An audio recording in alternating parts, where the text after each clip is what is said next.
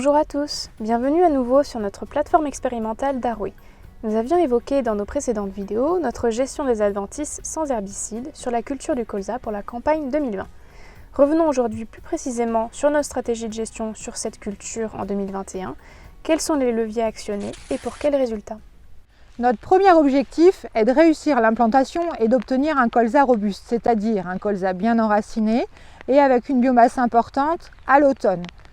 Le colza sera ainsi plus compétitif à l'égard des adventices et sera également moins sensible face aux dégâts de ravageurs. Alors ça a son importance pour le potentiel de la culture, mais ça a aussi une importance pour le salissement de la parcelle, puisqu'évidemment un colza handicapé aura tendance à se ressalir au printemps. Pour parvenir à cet objectif, la préparation de sol est réalisée rapidement après la récolte du précédent, avec le passage d'un déchaumeur et de la herse lourde. Nous passons également systématiquement le rouleau pour appuyer le sol et réduire l'évaporation. Sur cette parcelle, nous ne réalisons pas de faux semis, ce n'est pas la priorité. Nous donnons la priorité à l'implantation précoce du colza, qui est réalisée en général avant le 15 ou le 20 août.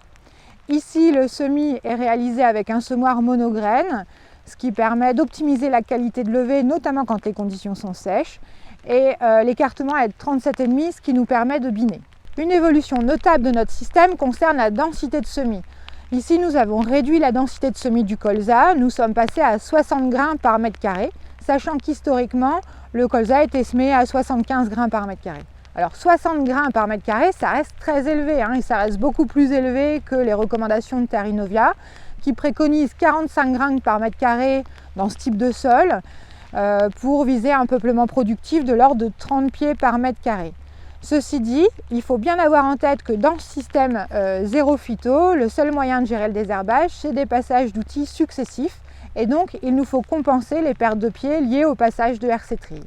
Nous avons également fait évoluer notre choix variétal. Historiquement, dans le système zéro phyto, nous étions partis sur des colzas lignés pour limiter les frais dans une logique de bénéfice-risque, mais nous avons changé notre fusil d'épaule. La problématique ravageur s'accroît, ici à Arouet comme partout dans la région, et on recherche des variétés aujourd'hui vigoureuses à l'implantation et en reprise au printemps. C'est pour cette raison que désormais, à partir de cette année, nous avons travaillé avec un mélange variétal où nous avons introduit un hybride à bon comportement vis-à-vis des insectes. Allons maintenant voir Sébastien. Quelles interventions de désherbage mécanique ont été réalisées et avec quelle efficacité? Donc, par rapport à la stratégie de désherbage mécanique du colza zéro phyto, suite au semis, donc vers la mi-août, nous avons réalisé 2 passages de RC Trill au stade 1 à 2 feuilles, donc ce qui fait autour du début septembre.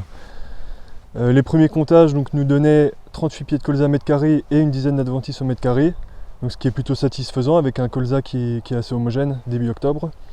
Donc suite à ça, nous avons réalisé un passage de RC Trill, donc 2 passages le même jour, le 21 octobre, avec un réglage plus agressif et une vitesse d'avancement plus élevée. Ensuite, un passage de bineuse au mois de mars. Donc suite à ces passages-là, les comptages donnaient 27 pieds de colza mètre carré et 19 pieds d'adventices au mètre carré, notamment Véronique, Brome, Gaillet.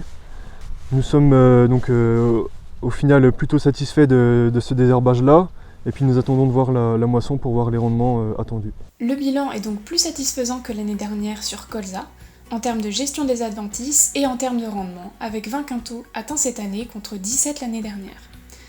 À mi-parcours de notre essai, nous commençons à entrevoir les situations de réussite et les limites de nos pratiques et tentons d'adapter en conséquence nos stratégies de gestion des adventices sans herbicides.